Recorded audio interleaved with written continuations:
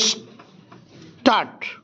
उपाध्यक्ष महोदय, हो सकता है आज या निकट भविष्य में हम लोकसभा का अधिवेशन दिल्ली के बाहर बात नहीं कहीं ना कर सकें, लेकिन भविष्य में ऐसी स्थिति आ सकती है और यदि हमारे संसदीय कार्यों का मंत्रालय चाहे और इस संबंध में शीघ्रता करे तो वह भविष्य निकट में भी आ सकता है जब हम अपनी संसद का अधिवेशन दिल्ली के बजाय कहीं बाहर कर सकें।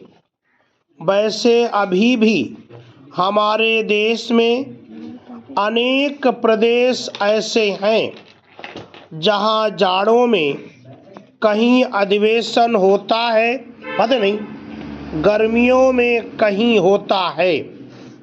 जम्मू कश्मीर की विधानसभा गर्मियों में श्रीनगर में बैठती है तो जाड़ों में जम्मू में बैठती है। बम्बई की विधानसभा भी पूना में बैठा करती थी। कांग्रेस राज्य का एक ऐसा भी उदाहरण है कि मध्य भारत राज्य तो एक था मगर उसमें 2 राजधानियां थीं, एक ग्वालियर में और दूसरी इंदौर में। इसलिए जब हमारे कांग्रेस के मित्र इसका विरोध करते हैं तो वह मेरी समझ में नहीं आता। जहाँ तक कठिनाइयों का संबंध है उन्हें हम हल करने का प्रयत्न करें, लेकिन इस प्रश्न के साथ भावनाएं जुड़ी हुई हैं और हम उनकी उपेक्षा नहीं कर सकते। पैरा, अभी विवाद ने जो रंग पकड़ा है उससे लगता है कि अगर हम इस चीज को सरसरी तौर पर समाप्त कर दें कि सदस्यों को ले जाने में बड़ी कठिनाई होगी, वहाँ भवन नहीं होगा, हम कहाँ बैठेंगे, तो यह उचित नहीं होगा।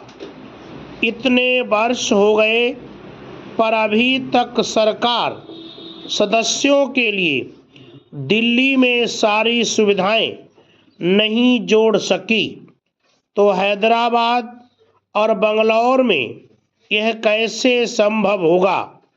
यह तर्क भी दिया जा सकता है और इन तर्कों में बल भी है, मगर इस प्रस्ताव के मूल में जो भावना है उसका समादर किया जाना चाहिए कि देश की एकता को पुष्ट करने के लिए यह बात कही जा रही है, किसी राजनीतिक स्वार्थ की सिद्धि के लिए नहीं।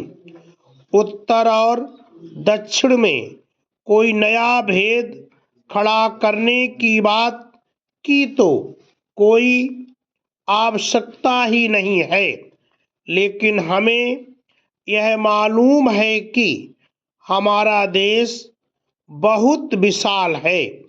जब भी हम साहित्य में उसका विवरण पढ़ते हैं तो उसकी विशालता हमारे हृदय को बहुत अच्छी लगती है, लेकिन जब इस विशाल देश में हमको घूमना पड़ता है तो भारी कठिनाइयों का सामना करना होता है।